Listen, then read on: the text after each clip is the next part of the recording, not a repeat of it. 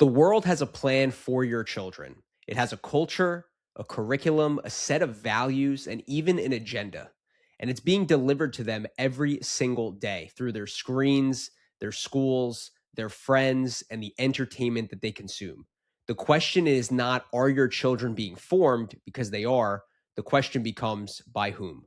Welcome back to the Frankie DeSoli Show. Come here real fast. Mommy's, come here. I want to ask you a question. Come here. Come here, Bernadette. This episode's about building strong Catholic families. So, can you tell everybody, something that you know about Jesus? What do you know about Jesus? Jesus said second day. Can you pray a Hail Mary? Hail Mary, for grace the Lord's day, blessed down blessed for Jesus. Holy Mary, God, pray for us sinners. Amen. That was excellent, my love. Really good job. Can you do the sign of the cross? Sign of the cross. And then Father, Son, Holy Spirit. Father, Son, Holy Spirit. Amen. Good job. And can you do through my fault? Through my fault. Through my fault. That was excellent. All right, go back to mommy. Love you. Say bye. Bye. All right, Francis, your turn. Can you say Jesus, Francis? Francis, who's this? Is that Jesus? Yeah, very nice. Good job, son. All right. Love you, bud. Get out of here. In the year 1917, Our Lady of Fatima said the final battle between good and evil will be over the family. And when we look at our culture today, we can see that it's actually playing out right in front of us right now. That was a little over 100 years ago. So in this episode, we are going to talk about how to build strong Catholic families where we not just only pass down the faith, but our children actually walk hand in hand with that faith and bring it into future generations. And I'm very, very excited for this episode. But before we get into that, I have two quick announcements. They're great announcements that I want to mention to you guys. The first is that we're going to be doing an additional segment to the Frankie DeStoli Show. It is going to be called Furthering the Faith.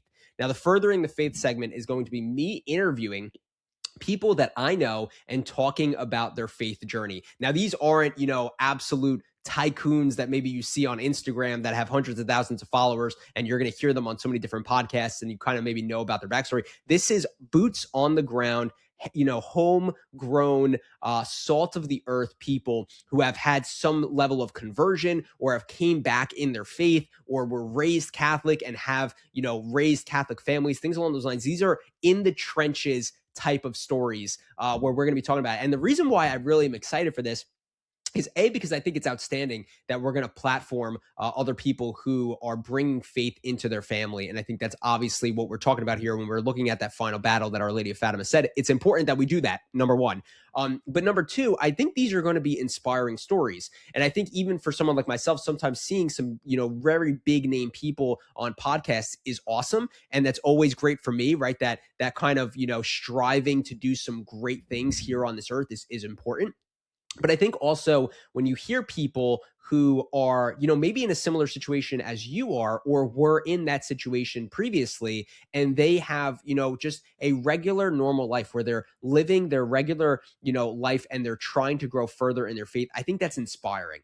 And I'm excited to be talking to these people. A lot of them are my friends. I know them either from the real estate world or I've met them through Exodus 90 or in my church or something like that. So I'm very excited to be unveiling those episodes. And as I continue to grow in my Instagram following on Instagram, if you're not following me, Frankie DeStoli _REI. I appreciate all the follows and I answer all the questions. If you guys send them in my DMs, I'll answer questions for you guys as long as I have the time to get to them. And as I grow in that following and I'm starting to connect with some other people, I am excited to potentially bring them on as well to talk about their faith journey also. But the cool thing that I'm doing here is these are going to be in-person interviews. So I actually have a good buddy of mine, Alec. He's going to be doing the filming. We're actually going to do this first episode in 2 days. We're doing it on Friday, and it's going to be in my backyard. So I'm very excited for that. And it's with my good buddy, Joe.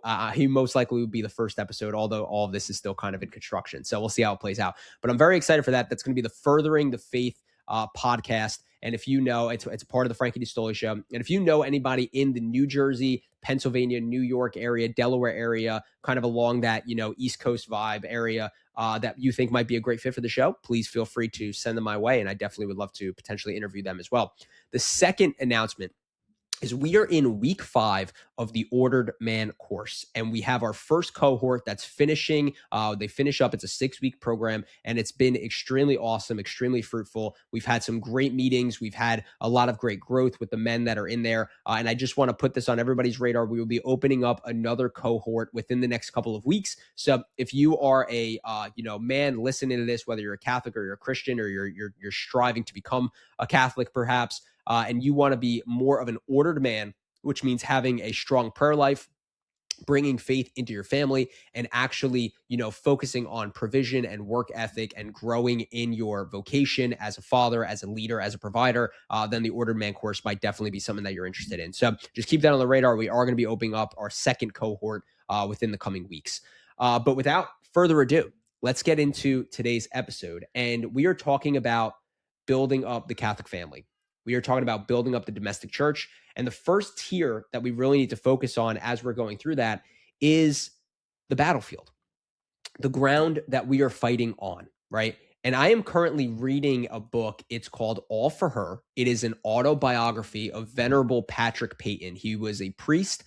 He was born in Ireland. He was one of, I believe, 9 children. Maybe 6. He talks primarily about the 5 other siblings in his family, but I do believe he said that he was one of 9. And he is someone who was from Ireland, and he immigrated over and was based out of Scranton, Pennsylvania for a little bit, and ends up becoming a priest. And he famously had the Family Rosary Crusades, which was basically the rosary. He promoted to pray it as a family every single day, which is a massive message from Our Lady of Fatima in 1917. Pray the rosary every single day, she says. And he promoted it as the Family Rosary. And he went all over the world. And I think he's done rosary rallies. I think he's had over maybe 20 million people in total at these rallies praying the rosary. Absolutely unbelievable. He started a media company. He was making films on the rosary, just top tier level man.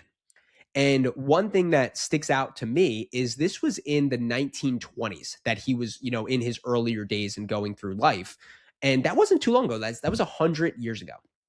100 years ago, Father Patrick Peyton was out in Ireland. Excuse me.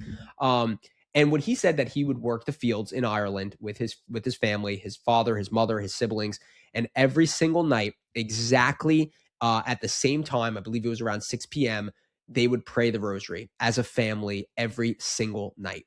He would drop to his knees with his family, and they would pray the rosary consistently. And he always wanted to be a priest in his younger days. And it was very much promoted in the family to go be priests. And I think when we look back on it now, that was a very common thing back in those times, right? And just in past hundreds of years, people were pushing for their children to be priests and to be nuns, to go away in a cloister and literally, not be around other people, but they had this devoted life to God. And when we look at this now, I think there's a negative connotation when it comes to thinking of your child of being a priest, because we think that they're going to be weird, that they're not going to have a spouse or, have a wife. And they're going to kind of stunt what the absolute, beauty of life is, to get married and have kids, right? Which is, in honesty, even something that this culture doesn't even push anymore. You can come away from that. It's not even about getting married and having kids now. Now it's about self, help type things, and just like being the best that you are and doing everything that you can for yourself. So just so drastic. The times have changed. We went from, wanting our children to have this devotion to God and being priests, to now basically being like, oh my gosh, like my son thinks he's going to be a priest. Like, no way. Like, that's the level that it's gotten to. And we really need to get back. And that is the difference in cultures, right? And the culture has entirely changed. And the battlefield is so significantly different. And we need to prepare for that. We need to understand the terrain that we're fighting in and how we can fight against it. So when we look at the culture and where we are today, we see that it's significantly more hostile to Christianity than really we could see from a very, very long time. I mean, maybe back to the very beginning of time, right? When Christ was crucified and the apostles were being hunted down. We're seeing a ton of persecution. We're seeing, just even in general, where our schools are and how things are promoted. You can't talk about religion. it becomes kind of, an issue when it comes to equality and all these other things. It's just very much frowned upon. They're taking Bibles out of the school. They're not, saying things like one nation under God anymore. It's very much removing God from the picture. And when we look around to the, world stage of everything that's going on as well, we're seeing a ton of persecution against Christians. We're seeing Catholic churches be bombed. We're seeing so many things going on that looks like it's really trying to rip Christianity out of the history books and put a stop to it. And again, when you look at the message of Fatima and you see this final attack over the family, you see all of these attacks against the family, and you see what's going on with the persecution of Christians, it's very much giving final attack. And we need to be prepared for that. So a few things that we want to make note of, as we talked about with the school systems, we talked about with the culture, we also need to be looking at the entertainment industry. And as we said in the intro, the way that they're forming our children is through things such as the entertainment, right, that's put in front of them, the screens that are put in front of them, their friends, the communities, all of these things. And as parents, we need to be extremely vigilant about what our children are receiving, right? And we need to think of our home truly as the domestic church. So when our children are in our home, they have this overshadowing protection from the parents, right, who have the power and authority over them, but B, this, kind of aura of the Holy Spirit thriving in the home, protecting them and guiding them. So what does that mean? That means sin cannot enter the home. And that also means as parents, we need to be on the lookout for what our children are up against. So if we have, let's say young children, I have very young children, a 2-year-old and a 1-year-old. So it's not necessarily, I'm not necessarily at this point yet per se, but if you have children who are entering their teenage years and they have phones, are you monitoring what's on those phones, right? Because keep in mind on Instagram, let's just say, for instance, right, these things are right at their fingertips, like so much. I remember this was probably about 6 months ago, maybe even more. I remember when AI first started coming out, and I was out for a walk with my wife, my daughter, and I think my son was born at this time. He may have just been born, maybe only a month or two in at this point, maybe not even born yet. It might have been the fall before he was born. But we were walking and I'd pulled up Instagram and there were like these AI bots that you could chat with. And one of them literally was Satan, quote unquote, right? It said chat with Satan. And just thinking about this from, maybe a 14 or 15-year-old kid who has a phone, who has Instagram, and they go on something like that and they see that, you as a parent, you have no control there. No control there. If your level of control is letting them have Instagram and letting them open it up and doing those things, you have really barely any control for them to just click into there and have this chat. And we don't know what kind of demonic influence can come from that. But at the end of the day, that's something that we obviously want to steer clear from, right? But just in general, take away the AI Satan bots, put in just more of the general social culture that the algorithm is pushing on your young children in general, right? Everything is kind of, soft, very promiscuous type of things in front of children nowadays, right? I remember I was walking in the mall a couple of weeks ago, it might have been not even a week ago. And this has been consistent. I mean, I remember when it was around Christmas time and we were in the mall a couple of times and I'm walking and I'm pushing the stroller. My wife's next to me and I look to the right and I don't know if you guys know this store. It's called Garage. And there's this huge poster that's there. And essentially it's basically this woman's boobs. And she's like, it was like a post-workout thing. And it was just horrible to look at, like genuinely horrible to look at. It was just disturbing. Because it's so in your face, right? That's the best way to put it. It's literally in your face. You don't see the woman's face at all. You literally just see from her waist up to her chin, and it's in your face. And I'm like, dude, what are we doing here? What are we doing here? You have parents who are dropping their children off at the mall, right? Back in the day, and listen, I have a colorful past, right? I'll be the first to admit it. I went to University of Delaware. I very much lived the frat star lifestyle. I am not the poster boy for cradle Catholic, straight arrow his entire life. Back in the day, to see things like that, it was basically like somebody's older cousin had to bring a magazine, right? That was like the level that it was. I remember when I was like in 8th grade, it was like, that was like the level that it was, right? Look at how far we've come now. Not only if your child has a cell phone, they could access a demonic world on their phone, right? But you literally walk into the mall and it's in your face. There's no getting around it.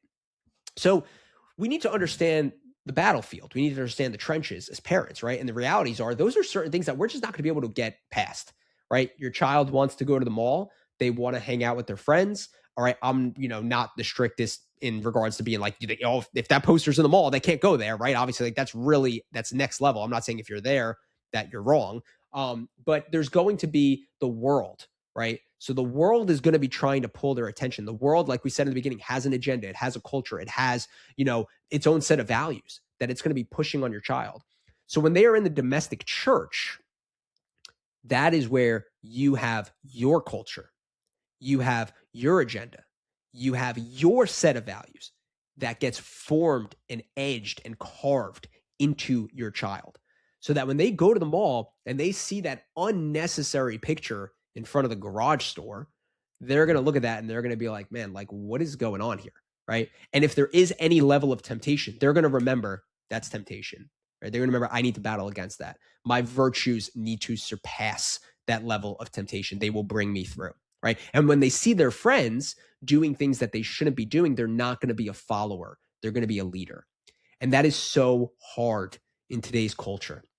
It's so hard, but it comes down to the parents. We need to raise our children to have that set of virtue, to have that level of control and that level of focus, which is not an easy thing to do. So, and we look about, that's some stuff in regards to what's in front of us in the world, but also look about entertainment, right?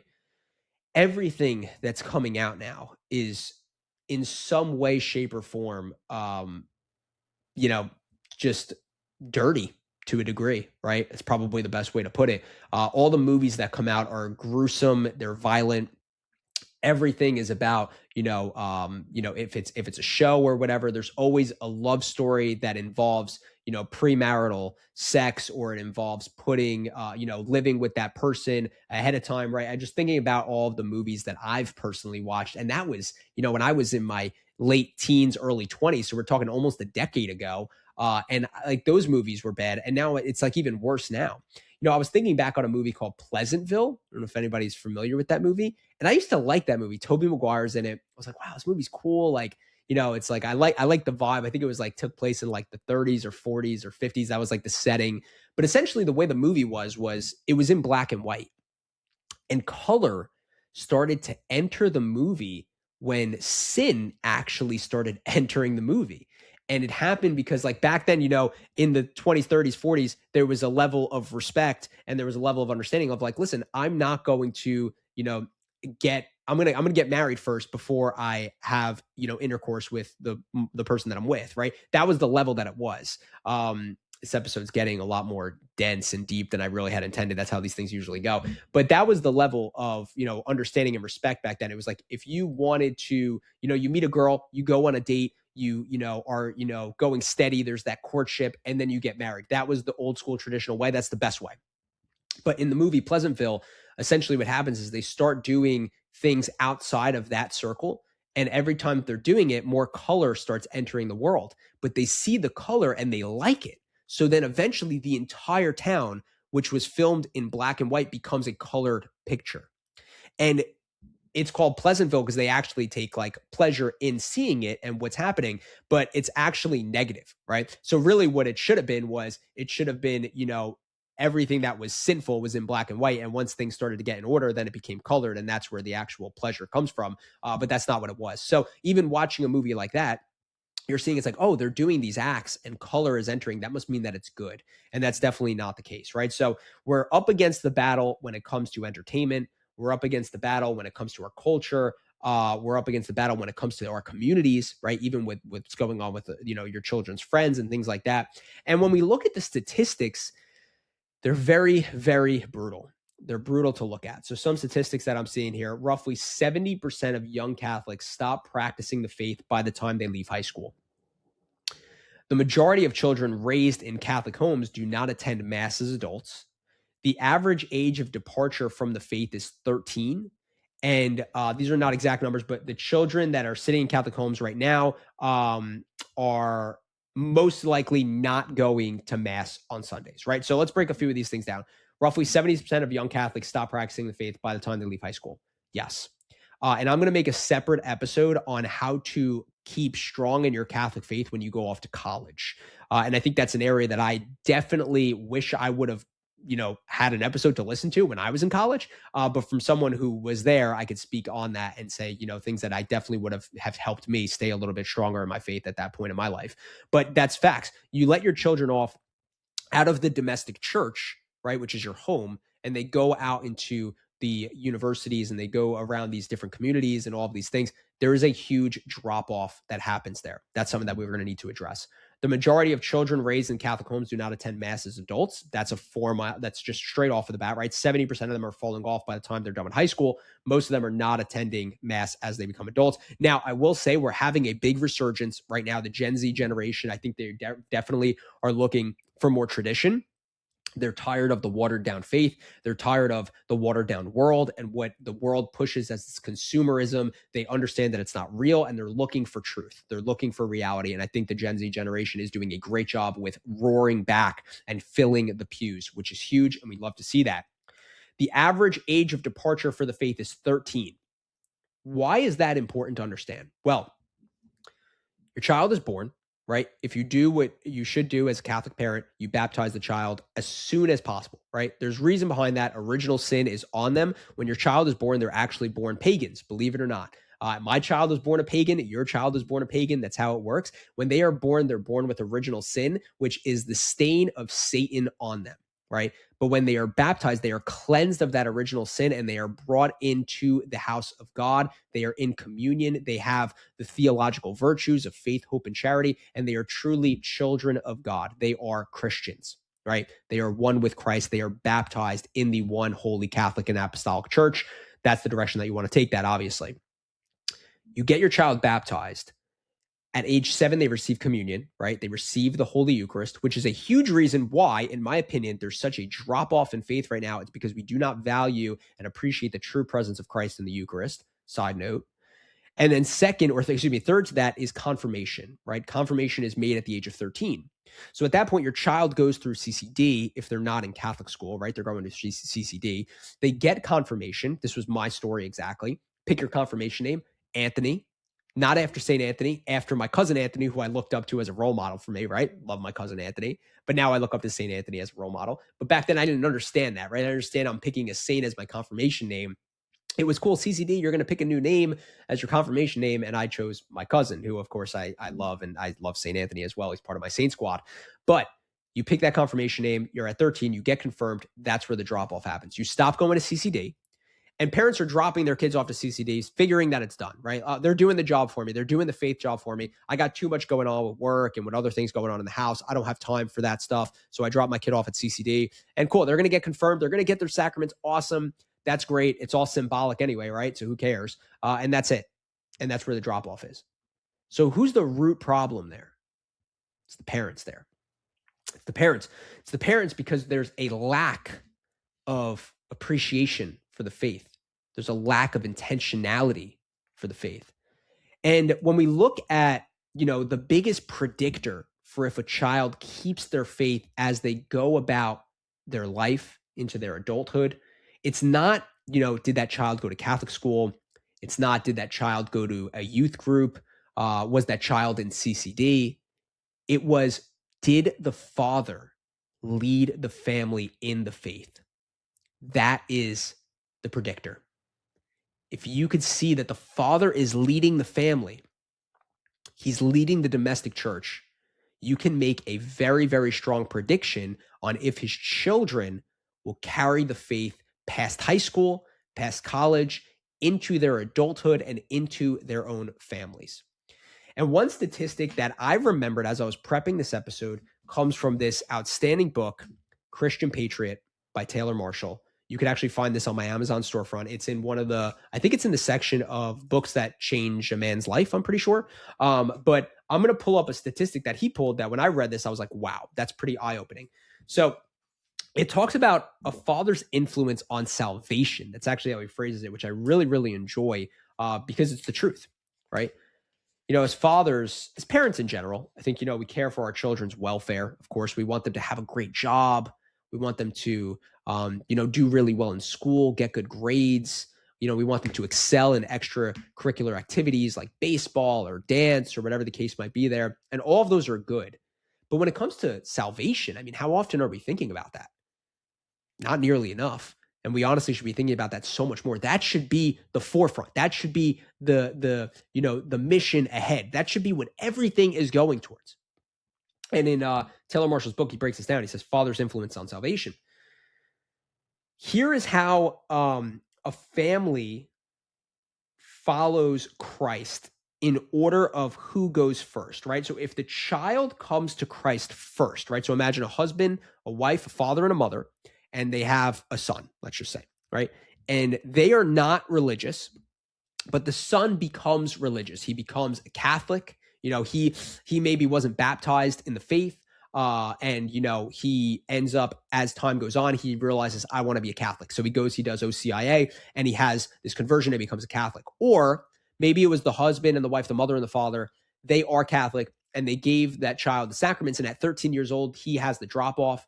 And then after the fact, when he's in his 20s or something, he has this reconversion and he sparks this new flame in his family, right?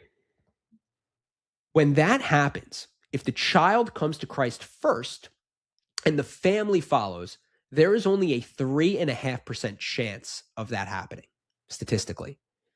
So you have the mother and the father, you have the child. They're either not Catholic or they are, and they got the sacraments for the child, or maybe they didn't do the sacraments. And somewhere along that line, that child has this conversion. The Holy Spirit moves him or her, and they come to Christ. There is a 3.5% chance that the parents will come. And I can say from my own personal experience, thanks be to God, that was my experience. My parents were more culturally Catholic, right? We maybe went to mass potentially on Christmas or Easter once a year. And I very, very, rarely remember that happening. And somewhere along the lines, when I was about 16 years old, after I did, CCD, got my confirmation, I was about 16, 17 years old. I ended up walking back into a Catholic church. No intentionality there, just wanted to pray, have some time and peace. I felt called to it. And as time went on, 16, 17 through college, I started to rebuild my faith, and really outside of college is where it started to really blossom for me. And I'll make potentially another video on that. I know somebody said that they wanted to hear that story, so I might make another video. But 3.5%, that is what the odds are. Now, when the mom comes to Christ first, so you have a mother, a father, and you have a child, and the mother says, I'm going to start going to mass. I'm going to start, receiving the Eucharist. I'm going to go back to confession. I'm going to start praying the rosary. There is a 17% chance that the family follows, that the child becomes, Christ-centered, and that the husband becomes Christ-centered. Now, when the dad comes to Christ first, you have the dad, the mom, the children. The father says, we're going to mass on Sunday. The father says, we're going to pray the rosary every night. The father says, we're going to confession. We're going to pray before every meal. There is a 93% chance that the entire family unit follows and becomes centered on Christ.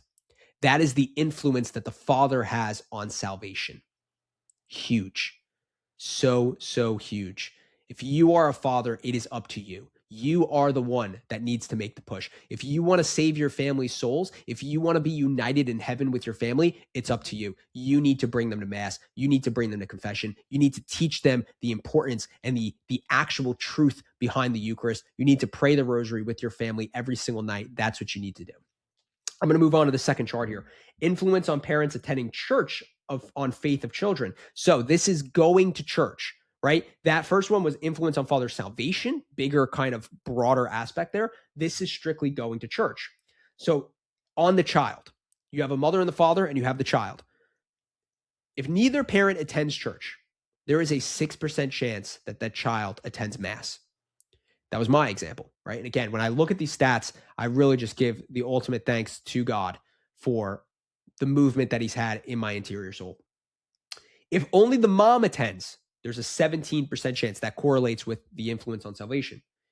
When only the dad attends, there is a 55% chance that the child remains faithful, that they continue to go to Mass.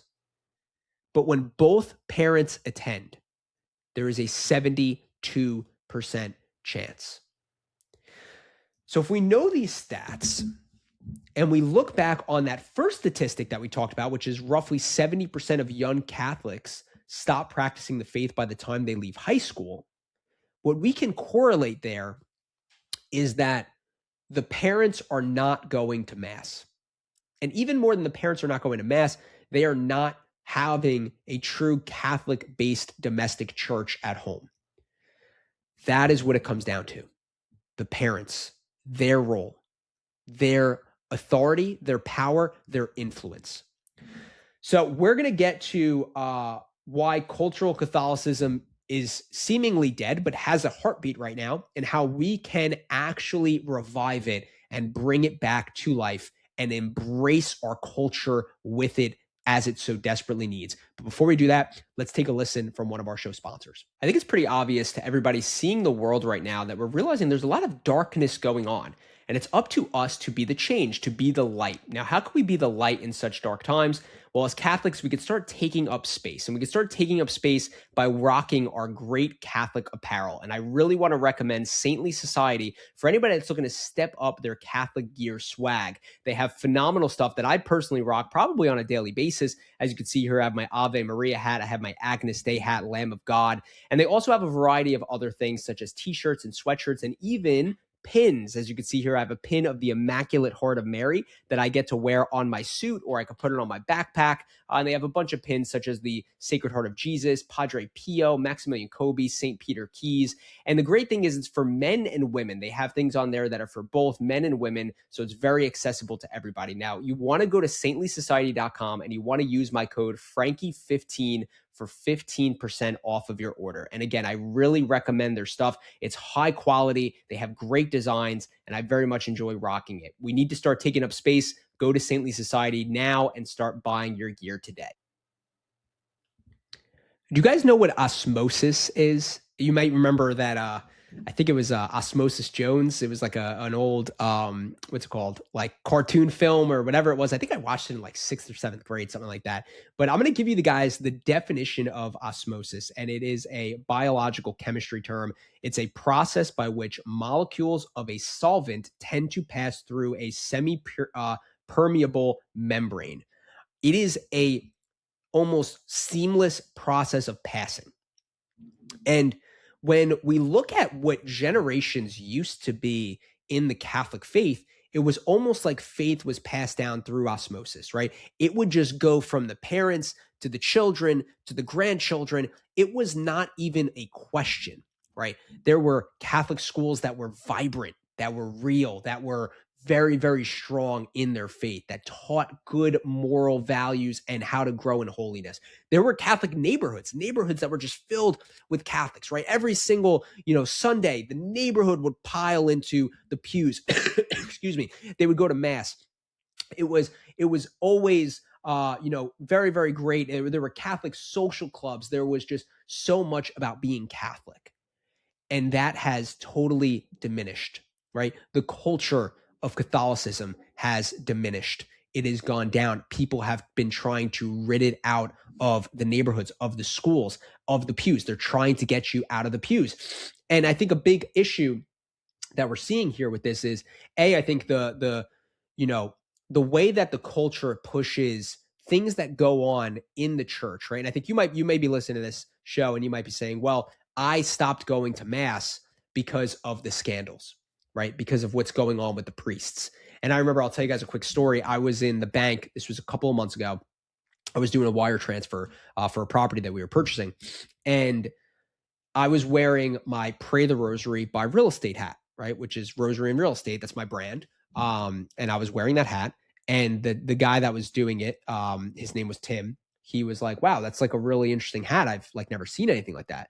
And I was like, yeah, this is a company that I started. It's called Rosary and Real Estate, where I teach people how to build generational wealth through real estate investing, but also grow in spiritual poverty through the Catholic faith. And he was like, oh man, like that's cool. He was like, I'm Catholic, or I was Catholic. I was like, oh, like, tell me more. Like, what do you mean? He was like, yeah, I grew up in a Catholic family, South Philly. We used to go to mass every Sunday, blah, blah, blah, blah, blah. But I stopped going, probably about 20 years ago or so. And I was like, oh, like, why'd you stop going? He was like, well, I really just got tired of like hearing everything that was going on with the priest. And I had like, my wife like knew a priest and she heard something that happened there.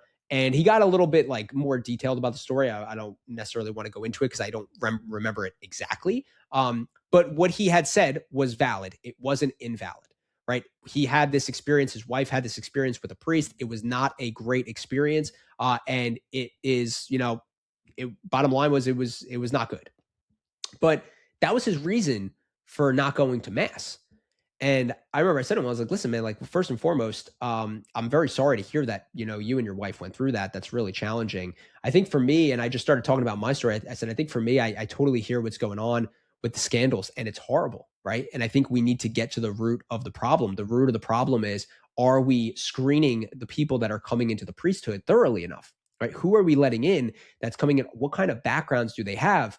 I think that's number one. Right. But what I will say on top of that is I don't go to mass for the priest. I go for Christ because that's what we're called to do. And we have the opportunity to receive the Holy Eucharist there. And you being a Catholic and being raised in South Philly, I'm sure that, your parents probably pushed that on you a lot, that the Eucharist is Jesus Christ and the importance of receiving it. And just opened that door to him. And we ended up having a really good conversation. I think maybe when I left, he was maybe kind of like a little bit more of like, wow, like, that he brought up some good points. The realities are when people bring up the priest scandals, right? Essentially, it's a level of pride that's getting in the way of them receiving the sacraments, of them, building their soul up for salvation. And I think that has been a big cultural problem. It's the fact that they're pushing these scandals in their face, which are absolutely valid and need to be taken care of. And I 100%, one of my wishes is that Pope Leo will deal with these things in a more aggressive manner than has been done over the past few decades, because I think it needs it at this point. But at the same time, if you are listening to this and you're saying, I'm not going to mass because of these pre-scandals, or I'm not going to mass because of some other reason, it is pride that is blocking you and is jading your vision. And we as Catholics need to be willing to have that conversation with people about that, because at the end of the day, it's about their soul, right? So a little bit of an off topic there, a little bit of tangent, but just getting back to it, you have that former culture of Catholicism and what it is today and how they are trying to get people out of the pews, not into them. So before we could address that and before we could change anything there, the answer to this solution is not how do I raise Catholic children? That's not the answer to the solution that we're looking for. Or I should say the answer to the problem that we're looking for. It's not how can I raise Catholic children? The answer to the problem it becomes, am I embodying the Catholic faith within myself, right? Am I doing the things that are necessary for my own salvation? And am I then, embodying that on my family, right? Another thing from Taylor Marshall's book here, he says, in order to evangelize the world, what you actually need to do is you need to evangelize yourself. Then you need to evangelize your family. Then you need to evangelize your community. And from there, you could start to evangelize the world. But it starts interiorly. It starts with yourself. You have to evangelize yourself. You have to believe the faith fully, right? There's another term out there. It's called cafeteria Catholics. And what are cafeteria Catholics? Cafeteria Catholics are Catholics who walk up, in the cafeteria and they say, I'm going to take a burger today and I'm going to have some fries, but you know what? I'm going to leave the corn. I'm not going to take the corn today. And then I am going to maybe put a little bit of ketchup, but maybe I'll put the ketchup back. Maybe I'll grab some Chick-fil-A sauce, right? That's a cafeteria Catholic. And that translates to the Catholic faith in being, I believe in, marriage, but I think that the woman should have, choice over her body. So I'm also for the A word. And I believe that, we are all called to a level of, understanding Jesus where we don't need to go to mass every Sunday for him to know that we love him. We just need to say it inside. And, I think confession is really helpful for people who need it. But overall, if you don't need it and you think that you can, just tell God that you're sorry and that he understands that, then you're good to go. That is a cafeteria Catholic. You can't be that. If you are a cafeteria Catholic, you're not a Catholic. Catholics believe the entire deposit, of the faith, right? They believe all that the Catholic Church teaches, that it's built on, and that comes down from the magisterium in regards to what is true. That's what being a Catholic is. So you can't be a cafeteria Catholic, right? And you need to, first and foremost, when we talk about evangelizing yourself, you need to look interiorly and you need to say, what do I believe? And what am I having trouble believing in? And here's the thing about being a Catholic. It's not like, oh, wow, I'm going to baptize my daughter. And because she's baptized, she automatically understands and believes every single thing. That's not how it works, right? My daughter's going to, God willing, grow up.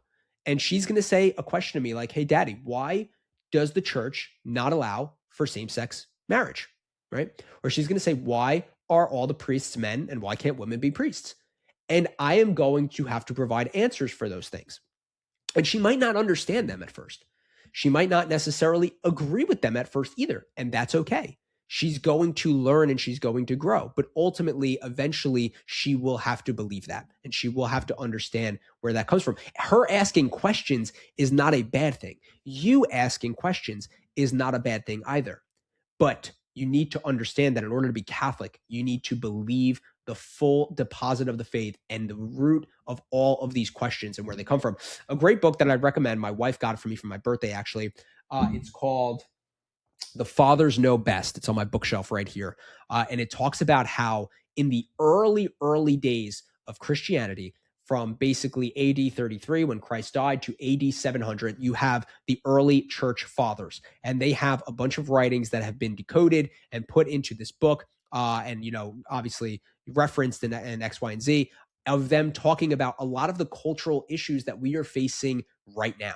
And I think it's really great because people will look at the church now and they'll say, oh, the church is, so, old school. But when you look back and you say, well, this is actually what the people who walked next to Christ was saying, you realize why the church is the way that it is, right? It's not this progressive, you could do this and you could still go to heaven. That is unfortunately what a lot of churches are sounding like today, but that's actually not the case. A lot of churches need to start talking back to, you could go to hell if you do this. Honestly, that's my opinion. All right. So we're going back, evangelize yourself, right? I'm sorry, I'm going on a few tangents today, guys. I'm excited about all this. If mass is optional in your home, that's the first step. It's going to be optional in your child's life, right? And I look at my wife and her family, and she tells me this story often of how, I'll compare the two. One story that she went away to like a camp for like a weekend, and her dad drove up to that camp to get her on Sunday morning to make sure that she went to church, then brought her back to the camp and drove home. That's the level of focus that her father had for her salvation and for her faith. It was absolutely a non-negotiable. Every single Sunday you are in mass, no matter where you are, no matter what you're doing. There's no exceptions. There's no exceptions to that, right? And then I look at my own life. And when I first started dating my wife, I remember I was like, hey, I can't go to mass this weekend. I'm helping my dad in the yard. And my wife's like, yo, it's a little weird. Like, you got to be going to mass. Like, I don't know. We're going to have to figure this out here, right? And she had a lot of patience with me. I'm not saying she was like, if you're not in mass this weekend, I'm breaking up with you. It definitely wasn't that. She understood that I was on a growth journey, which is very, very understandable. And that's a big thing. We need to be patient with the people in our lives to get there. And even if you're watching this video, you need to be patient with yourself as well, but you do need to strive for it.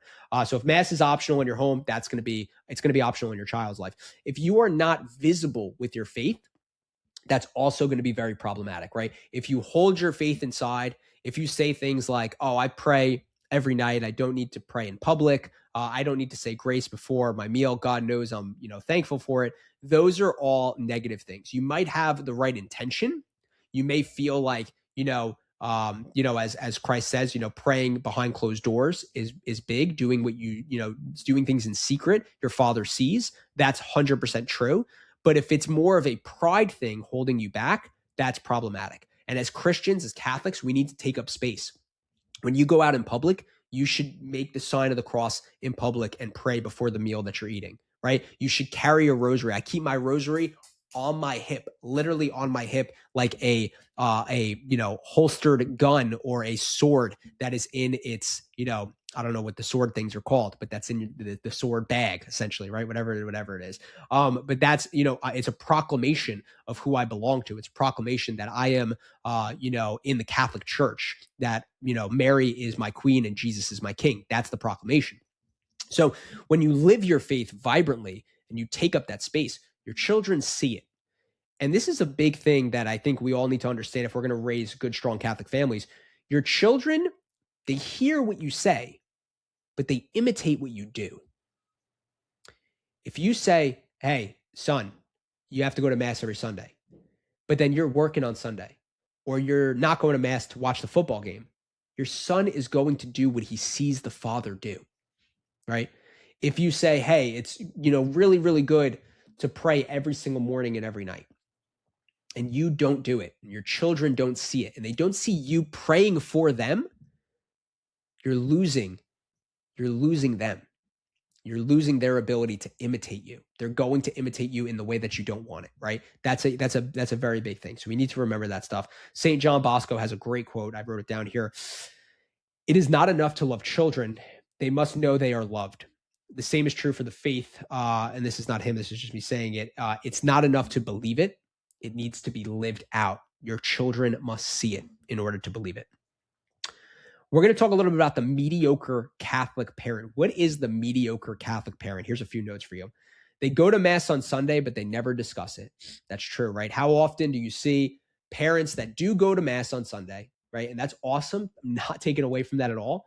But they go home, they maybe change out of their Mass clothes. Hopefully they even have Mass clothes, right? They're not just wearing what they wore for the day. They're pulling up in their, Nike tracksuit to Mass and then going home and sitting on the couch. But they get home and they take off their Mass clothes if they wore them, and then they sit on the couch and they put the game on, and that's it. There's no discussion of the readings, of the liturgy. There's no discussion of, how the children did in Mass.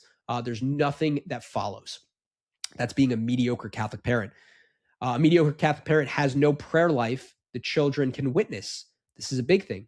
As Catholic fathers, there's a really great book that I'll recommend. It's also on my Amazon storefront. I'll link the storefront in the show notes. It's called Deliverance Prayers for the Laity. It's from Father Chad Ripperger. I've been promoting it a little bit on my Instagram recently. And it has deliverance prayers. Spiritual warfare is 100% real. And as a Catholic husband and father, you have the power and the authority to rid demons from your children, from your spouse, and from your possessions. You literally have the power and authority only as a Catholic husband and father. That's important to understand. But because of that, you have the power, you have the authority. In that book, Deliverance Prayers for the Laity, there are a bunch of different prayers that you could say for your children. And I say them every single morning as part of the Auxilium Christianorum, which is part of that book. It's a group of people who are praying for each other, praying for exorcists, the priests, praying for the community. And then I do the deliverance prayers for my children and my wife at night. And I do that bedside every night. And my daughter and my son witness that. They see that as a Catholic husband and father, I am praying for my wife, for their mother, and for their own souls. And I think that's big. You need to be doing that, right? So a mediocre parent, a mediocre Catholic parent, has no prayer life that the children can witness. They can't see it. They're not doing it. And even take away the deliverance prayers, they're not even praying grace before the meal. Their child does not see it. They never read scripture or the lives of the saints. They cannot answer basic questions about the faith. I think that's a big thing, right? Your child asks, Daddy, why did, Jesus come through Mary? Why didn't he just walk on the earth, right? Or, why do, we have a problem with, overeating? That might be a little bit more of an intense question that a child might ask. I don't know, a young child, maybe an older child. But you need to be able to explain original sin. You need to be able to explain, why Jesus came through Mary. You need to be able to explain these types of things to your children. And if you do not know those things, that's okay. This is a great starting point. This is where evangelization within yourself comes into place. And even still to this day, I don't know everything. My daughter, when she grows up, God willing, my son, when he grows up, God willing, they might ask me a question that I don't know. but I understand that I know my faith. I believe in the deposit of the faith, and I could go and I could look that answer up and I could provide them, information that's backed by 2,000 years of church tradition. Is more the mediocre Catholic parent is more concerned about the child's athletic career than their soul. Yep, 100%. You're so concerned about, is little Timmy gonna make it to the NFL? Here's a reality check. Odds are little Timmy ain't making it to the NFL, right? But he can make it to Mass and he can make it to heaven, and you could absolutely be the steward of that. Drops them at religious education and considers the job done. Yes, another one, right? You bring your kid to CCD and you just say, cool, they got it. That is not running your household the right way. That is not leading in faith. It's not leading your domestic church.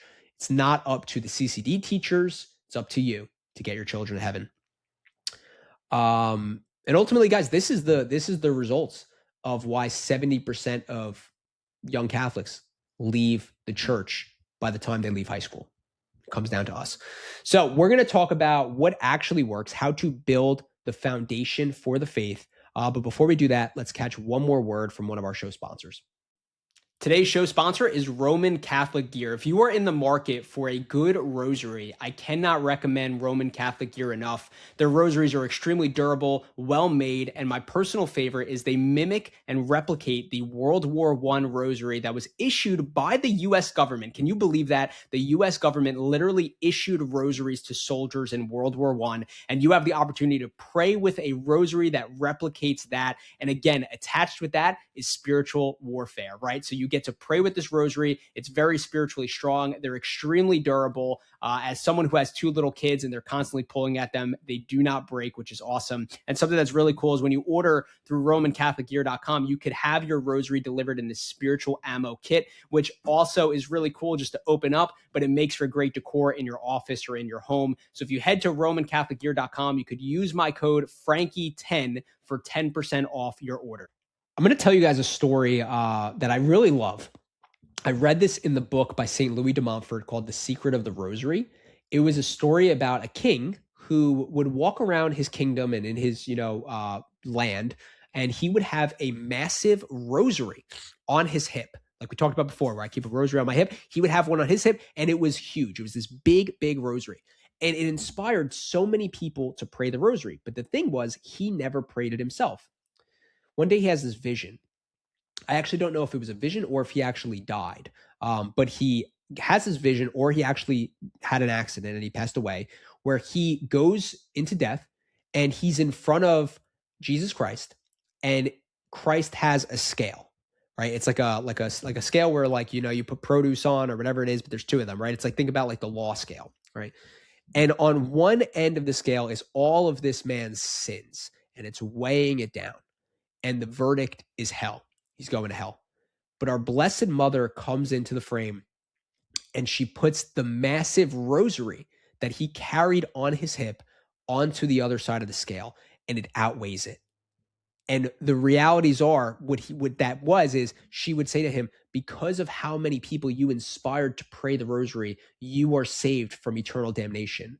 Now go back into the world and pray your rosary devoutly. Live the faith. So he has this, resurgence. He wakes up, whether it's from the vision or he came back from death, I'm not 100% sure, but he goes about his day every single day praying the rosary and living the faith, not just showing it, but living it. And I think previously, before we took a break there, we talked about, the mediocre Catholic parent and how they do these things like drop their kid off at CCD or go to Mass, but don't talk about it. And what we really want to talk about is it's not enough to just do those things. You have to be intentional, right? It's not enough to have a crucifix in every room of your house, which you should absolutely do. But do you pray in front of it? It's not enough to have, a shelf that has a bunch of rosaries on it, like I have in my dining room. But do we pull them off of the shelf and pray them often, right? These are all things that are very, very important for us to understand. It's one thing if you have a prayer corner, like as my kind of chair in my office there, but do I actually use it, right? Because your children, yes. Is it better to have a crucifix in every room and not pray in front of it than to have no crucifix? Yes, of course, sure. But if they see what you actually use those things for, that's so critical. That's important. That's what we need to understand. That's what we need to get to, right? So if you have that prayer corner, you want to use it. If you have your rosary, you want to pray it. You want to actually live the faith, not just talk about it, not just say that you do, right? And I think even in today's culture, it's kind of interesting how it's becoming almost like a fad to be like a Christian, right?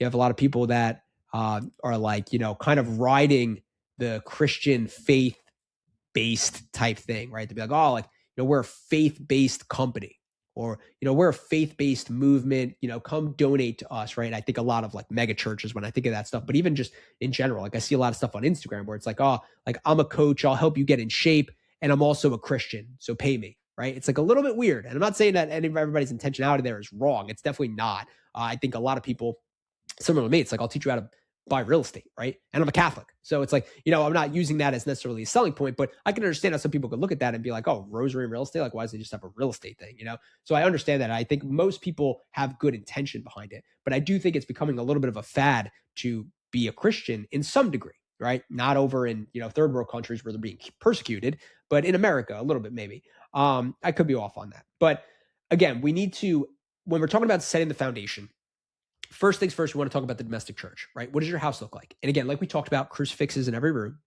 right? Rosaries on coffee tables and side tables next to you to pick them up and pray, right? Holy water font as you're walking, through your front door. Bless your children with holy water before they leave for the day, things along those lines. Praying before every single meal. Those are all important things to do. And really living the faith out loud. That's important. The sacraments are also huge.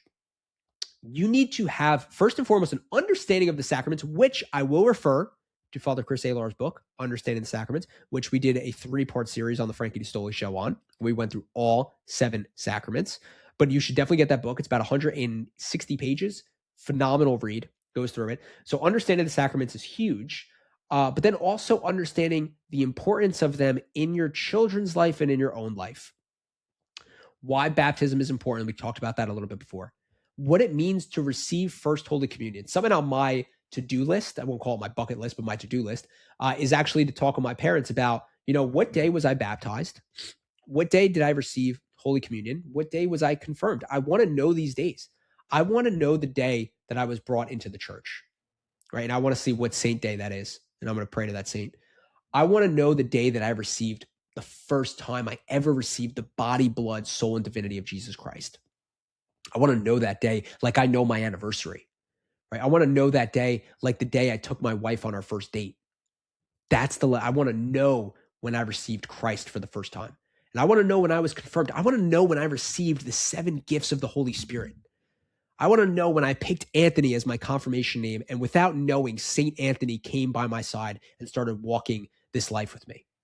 These are dates that I want to know. And when you put an emphasis on those yourself, that passes down to your children, because now you're going to remember, man, my son, June 29th, that was his baptism. My daughter, January 28th, that was her baptism. St. Thomas Aquinas, what up? June 29th, St. Peter, St. Paul. My children have not received Holy Communion yet, but God willing, when they get there, I will remember that date, and I'm going to love that date. It's going to be an amazing time, right? That's the level that we want to get to. I need to wrap up in 4 minutes because I have a meeting. So I'm gonna speed through these last parts a little bit. I know we are taking this a little bit of time here. Last thing I have on here, guys, is feed the faith actively and consistently, right? Read the lives of the saints at dinner. Talk about the saints in your home. The way that, your child maybe loves Batman or Superman, or, I'm trying to think what my daughter's into right now, Little House on the Prairie. We're watching that again. But like, she loves Rapunzel from Tangled, right? It's like, that's all good stuff. I'm not saying that, don't let your kid grow up and, want to dress up as Batman. Sure, I dressed up as Batman. It's like, it's totally fine. St. Carlo Acutis, he loved Mario. So there's absolutely nothing wrong with that. But make them want to be like the saints, right?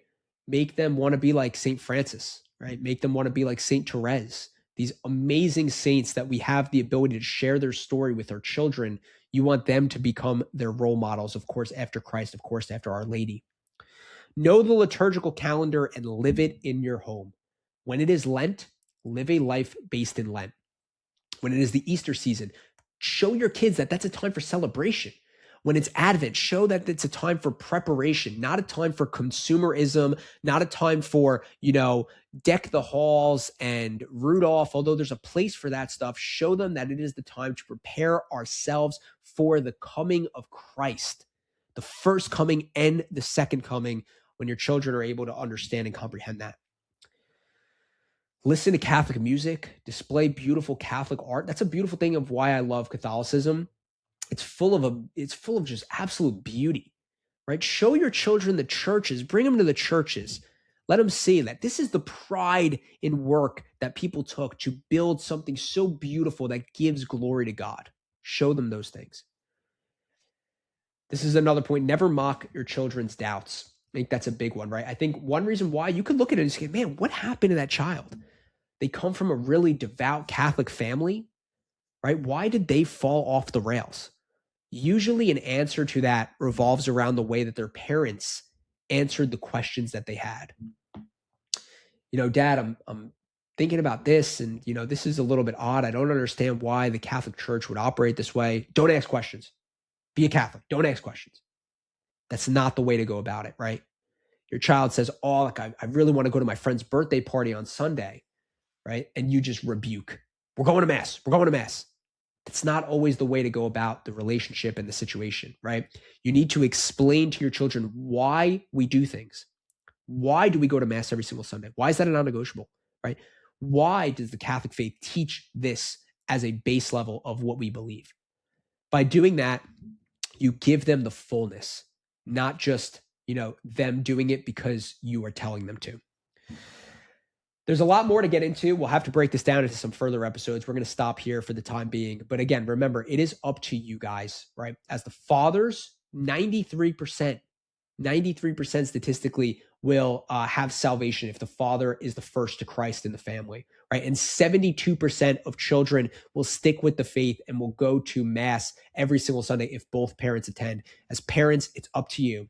We cannot give this job to anybody else. Not only should we shouldn't, but it also is an absolute privilege. And we need to take it and understand that this is the greatest thing that we will ever do, is raise our children to become saints. Pray the rosary, buy real estate. Don't do what makes you happy. Do what makes you holy. God bless. I'll see you guys soon.